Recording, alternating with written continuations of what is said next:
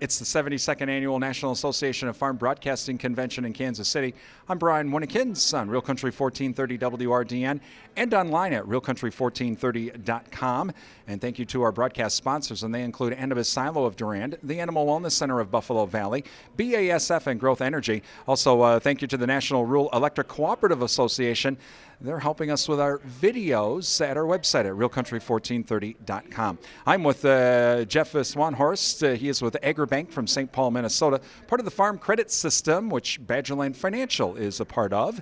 And Jeff, thanks for joining us. Now, your bank actually funds or helps Badgerland, right?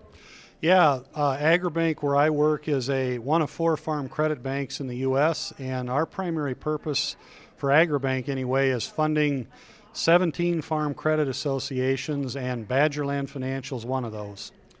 Let's talk a little bit about farmland values. Now, for the last few years, farmland values were going through the roof because, well, when you have $8 corn, that happens.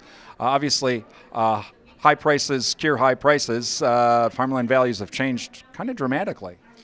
Yeah, what I would describe it as is a choppy market, and I'm going to talk in general terms. The territory we have a lot of familiarity with is all the way from North Dakota to Ohio and south to Arkansas and everything in between. And I would describe the ag real estate market right now as choppy.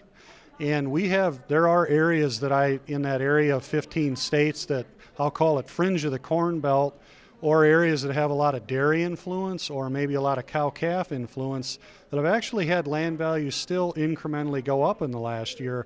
Conversely, if it's an area that's really hardcore corn, soybean production, those have had some softening in values. So again, it's a mixed bag, and that's why I call it choppy. Well, in western Wisconsin and southeast Minnesota, we would then fall under the first scenario because of our dairy producers, and there's hog producers as well. What's the reason why they've appreciated? Is because those farmers may be growing their own feed, or what have you been able to determine with that?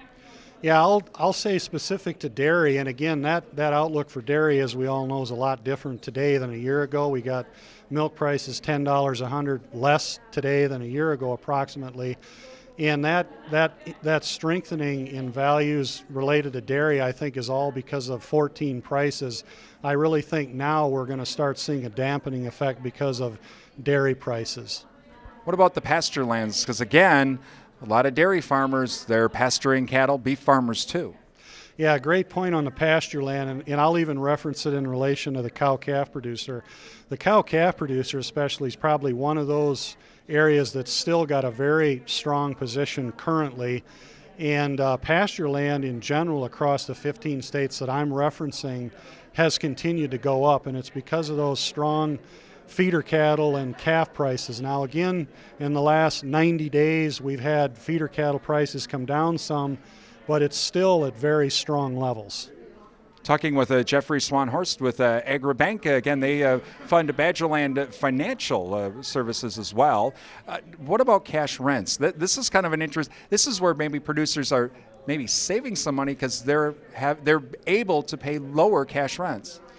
Yeah, cash rents, I would describe it as it's starting an adjustment phase, and it's been going on for maybe a year or 18 months already, whereby if producers are paying kind of the top-end cash rents, I do expect there will be a lot of negotiations going on with landlords. It's already starting to try to get those rents in line with income levels today, and that's not an easy thing to do, but it has to be done.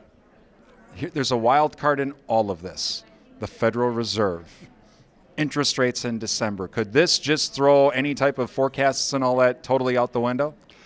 Yeah, great question. The two key drivers of land values are income levels for the farmer and interest rates themselves. And the information I look at this point anyway, it's more likely than not that the Fed will raise that discount rate maybe 0.25% at their December meeting. However, we've had that same expectation for many quarters over the last 3 to 4 years. So I don't have a really clear picture of where the Fed is going to go with interest rates, other than I do know that they're trying to be very measured because they don't want to be negative to the economy. Be an interesting time to say the least. Jeffrey, again, thanks for joining us. Thank you.